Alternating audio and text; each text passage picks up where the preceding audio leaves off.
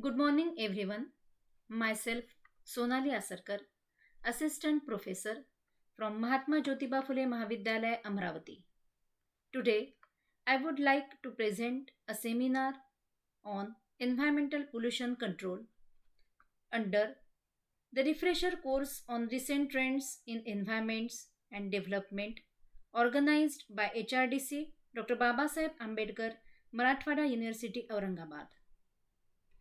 Now, before talking directly about environmental pollution control, let us talk about what environmental pollution is and what are its various types. While discussing the various types of environmental pollution, we will simultaneously talk about the various control measures associated with them. The standard definition of environmental pollution is it can be defined as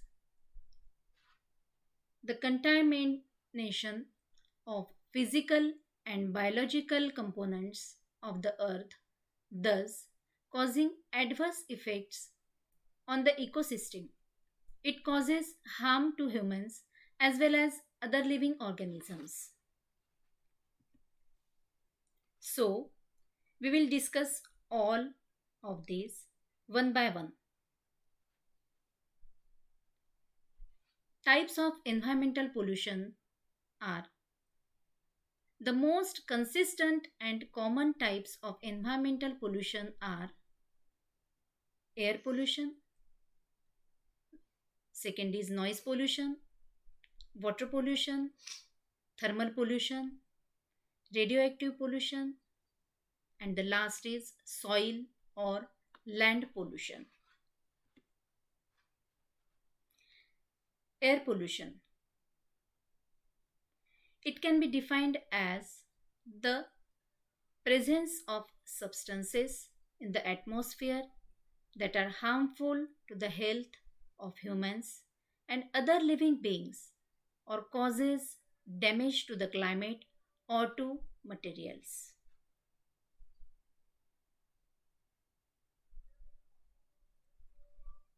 Air pollution refers to, in broadest sense, presence of impurities in atmosphere. These impurities are called as pollutants. Nature of air pollution is solid matter, that is light, fine and coarse particles, smoke, etc. Fluids like organic acids, fumes, etc. Gases like carbon dioxide from vehicles, sulfur dioxide from industries and factories. We see the adverse effects of air pollution. Health problems like lung cancer, skin cancer, etc. in human beings. Livestock and agricultural damage due to arsenic metals and fluorides. Damage to structural metals and monuments. We can take the example of Taj Mahal. Increase in greenhouse gases resulting in global warming. Air pollution control. Air pollution control can be controlled by two ways. First is extensive use of devices like scrubbers and filters to remove the pollutants from the exhaust gases released from industrial or transportation domains. The next is substitution of previously used raw materials with new ones which cause minimum pollution.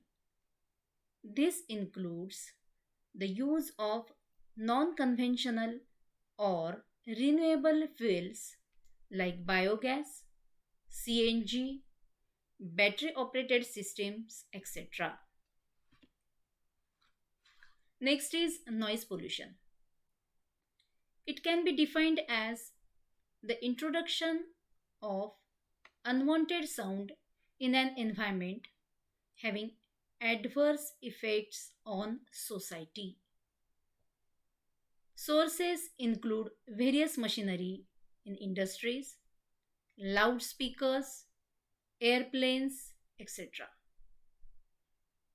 Next is prolonged exposure to high intensity levels of noise can cause harmful effects like a rise in BP, stress, and possible long term hearing loss.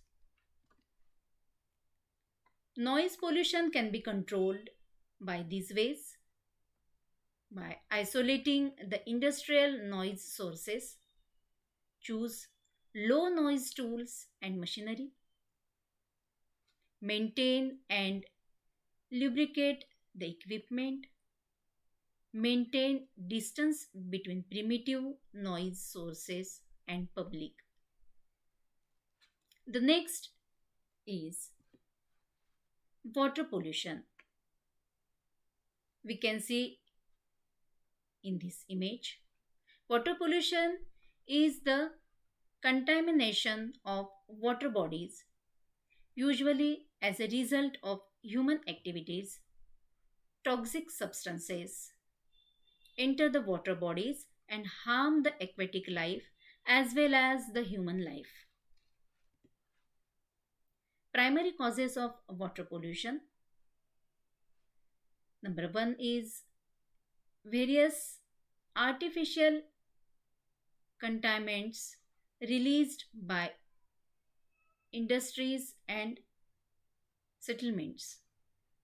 Next is disease causing microorganisms, also referred to as pathogens. It is a result of inadequately treated sewage discharges.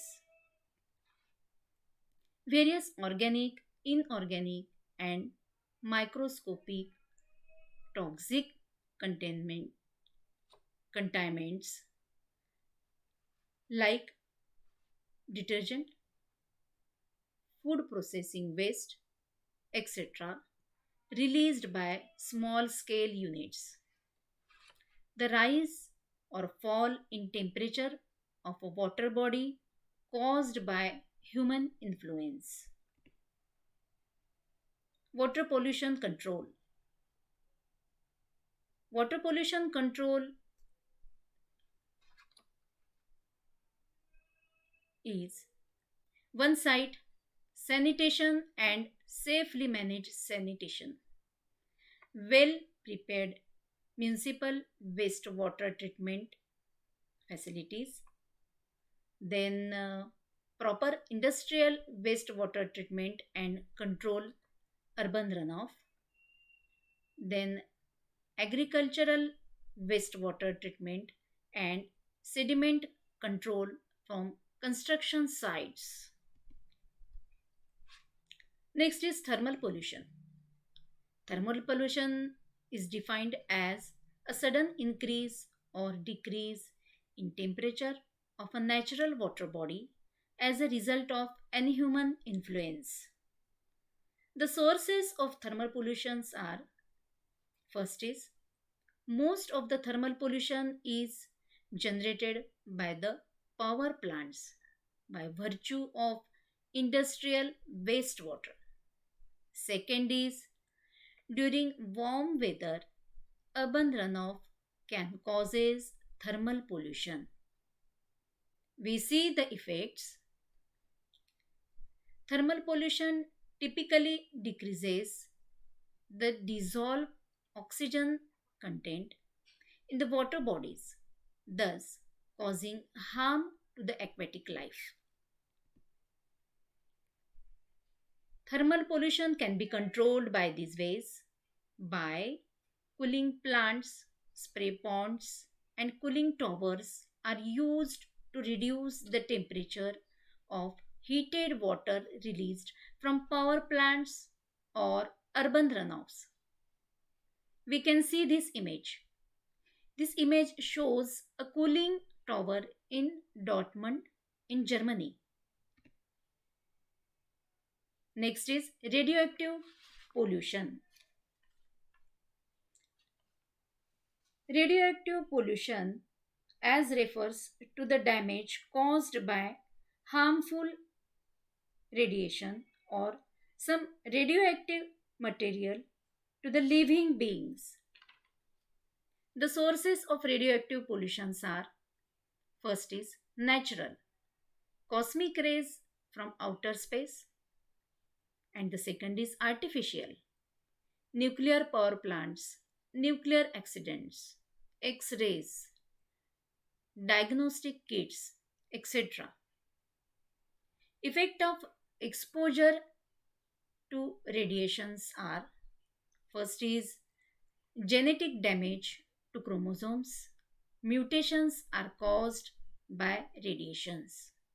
Second is somatic damage, includes eye cataract, burns, cancer of bone, skin, thyroid, etc.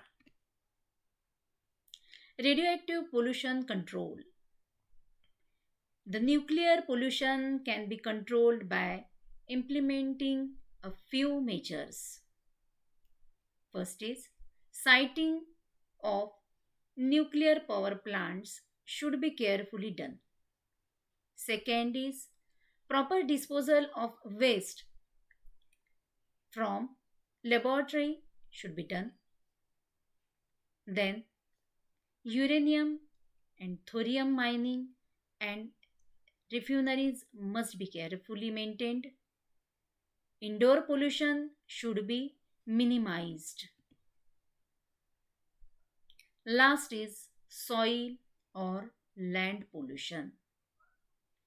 We can see in this picture soil contamination or soil pollution as part of land degrad- degradation is caused by the presence of human made chemicals or other alteration in the natural soil environment. It is typically caused by industrial activity, agricultural chemicals, or improper disposal of waste. Soil pollution can be controlled by these ways. Some soil pollution control measures can be stated as: first is minimum use of the pesticides. Second is use of fertilizers should be judicious. Next is cropping techniques should be improved to prevent growth of weeds.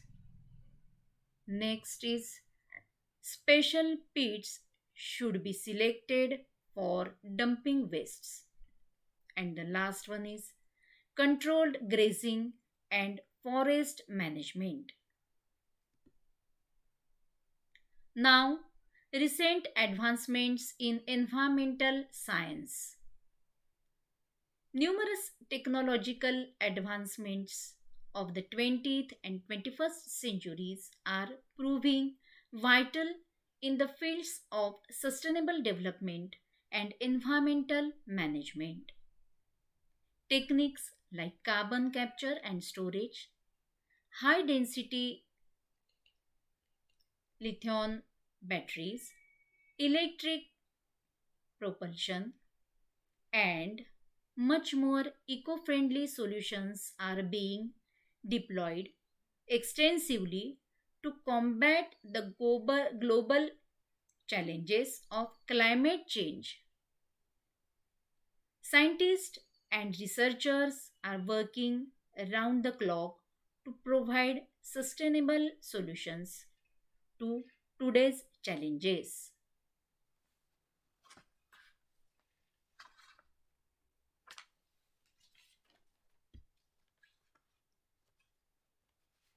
So, we can conclude that in order to protect our only planet, we should judiciously use the natural resources,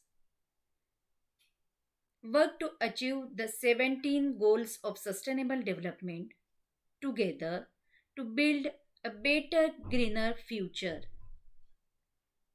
Everybody wants to park his vehicle under shadow, but nobody wants to plant a tree. I would like to end this seminar with a quote: nature has enough for everyone's need, but not for everyone's greed. Thank you.